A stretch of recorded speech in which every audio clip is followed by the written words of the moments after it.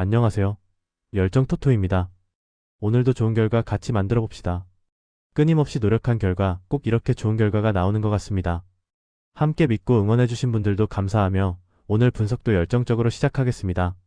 여러분들의 구독과 좋아요는 큰 힘이 됩니다. 브레스트와 모나코입니다. 브레스트는 4-3-3이며 전방부터 압박을 시도하지만 후반으로 갈수록 체력 저하가 뚜렷한 팀입니다. 아조르크는 롱볼 경합과 등지는 플레이에는 강하지만 후반에는 움직임 반경이 줄어드는 유형입니다.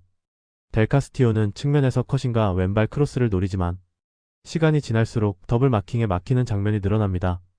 마그네티는 중원에서 세컨드볼을 정리하지만 라인이 내려앉을수록 커버 부담이 커지는 구조입니다. 그래서 후반에는 박스 근처 마킹이 느슨해지며 연속 슈팅을 허용하는 흐름이 자주 나옵니다. 모나코는 4-3-3을 바탕으로 전방 활동량과 침투 타이밍이 강점인 팀입니다. 발로그는 뒷공간 침투와 박스 안 마무리에 특화된 스트라이커로 수비 라인을 계속 끌어내립니다. 미나미노는 하프 스페이스에서 연계와 이선 침투를 동시에 수행하며 박스 근처에서 영향력이 큽니다. 골로비는 중원에서 키패스와 중거리 슈팅, 세트피스까지 담당하는 핵심 자원입니다. 특히 후반에도 전방 압박 강도가 유지돼 세컨볼 재공격 빈도가 높은 팀입니다. 이 경기는 후반 집중력이 떨어지는 브레스트와 끝까지 활동량을 유지하는 모나코의 구조적 상성이 뚜렷합니다.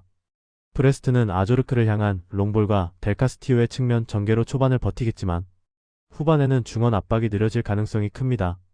그 틈을 발로근의 뒷공간 침투와 미나미노의 세컨 침투가 반복적으로 파고들 수 있습니다. 골로빈의 중거리 슈팅과 세트피스까지 더해지면 브레스트 수비는 지속적으로 압박을 받을 수밖에 없습니다. 전반은 균형이 맞더라도 후반 흐름은 모나코 쪽으로 기울 가능성이 높습니다. 엑셀시오르 흐로닝언입니다. 엑셀시오르는 4-2-3-1 포메이션으로 수비 블록을 먼저 세운 뒷측면 전개에 의존하는 팀입니다.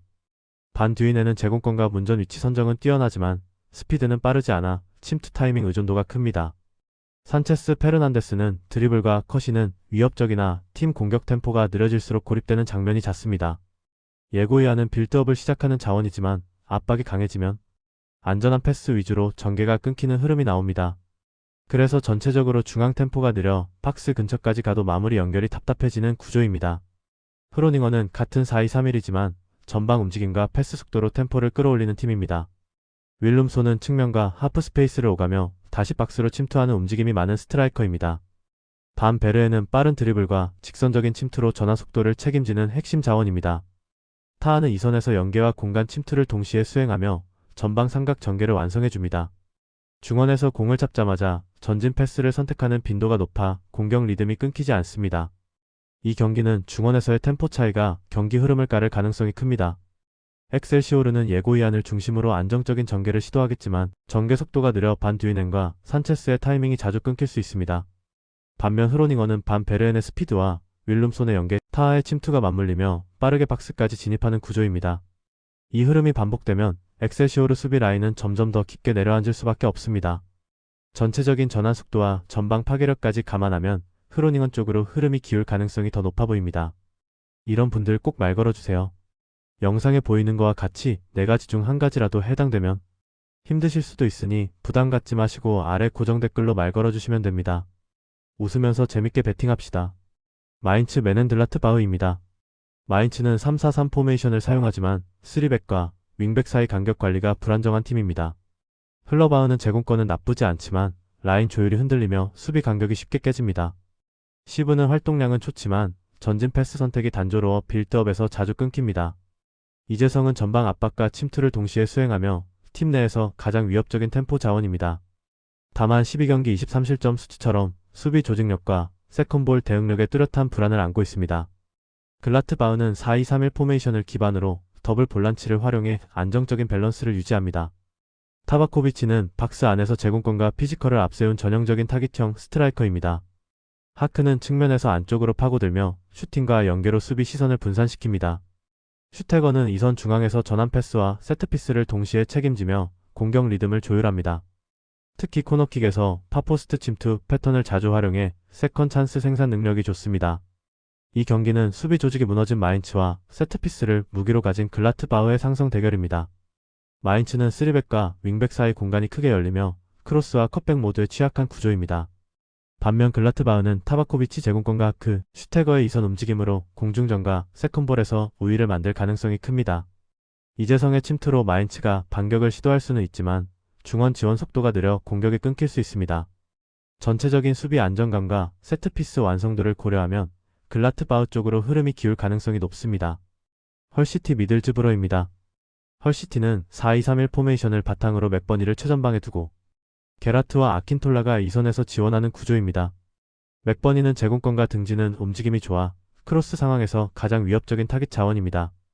게라트는 하프 스페이스로 내려와 연계와 중거리 슈팅을 동시에 가져가는 역할을 맡고 있습니다.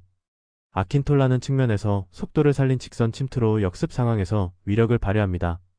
다만 더블 볼란치와 포백 사이 간격이 자주 벌어지며 전환 수비에서 불안한 장면이 반복되고 있습니다. 미들즈브러는 3-4-3 포메이션을 활용하며 중원 패스 템포로 흐름을 주도하는 팀입니다. 이스칸데로프는 좌우 전환 패스로 포백 앞 포켓 공간을 만들어내는 핵심 자원입니다. 코지미르자예프는 박스 안에서 한 템포 빠른 움직임과 마무리 능력이 강점입니다.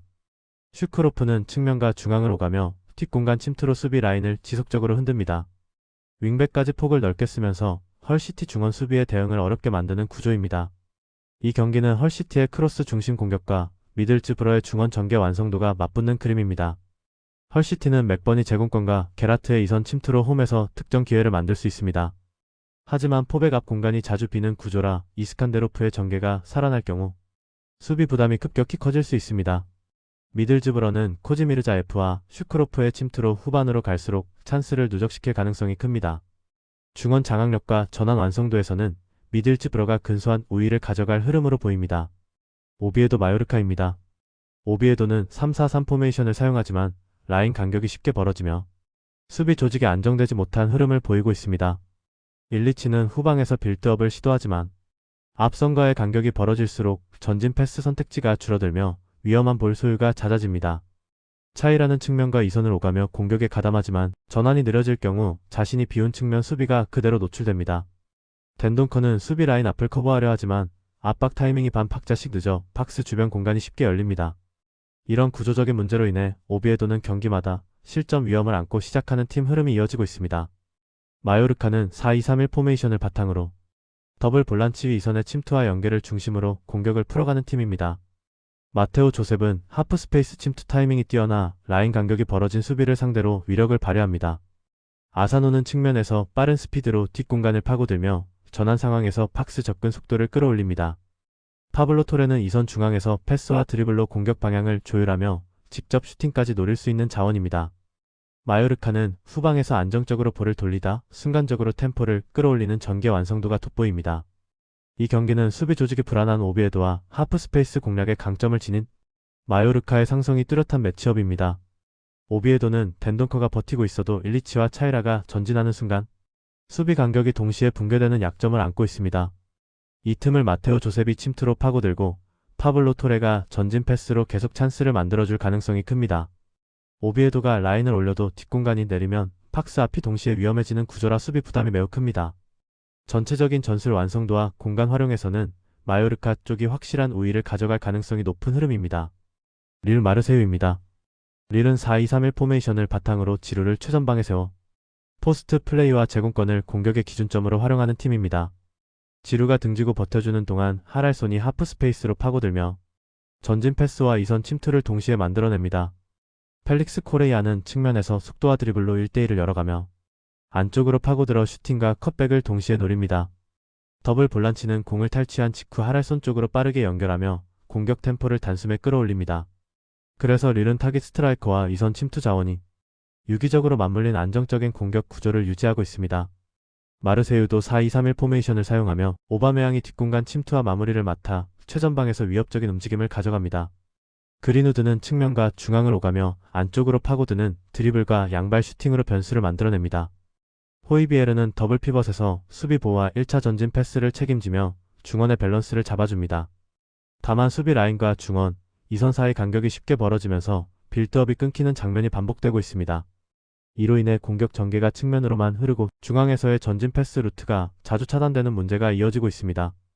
이 경기는 라인 간 간격이 촘촘한 릴과 3선 간격이 벌어지는 마르세유의 구조적 차이가 그대로 드러날 가능성이 큰 매치업입니다. 릴은 지루의 포스트 플레이를 기준으로 하랄손이 하프 스페이스를 장악하고 코레이아의 측면 침투까지 더해 박스 근처에서 수적 우위를 만들 흐름입니다.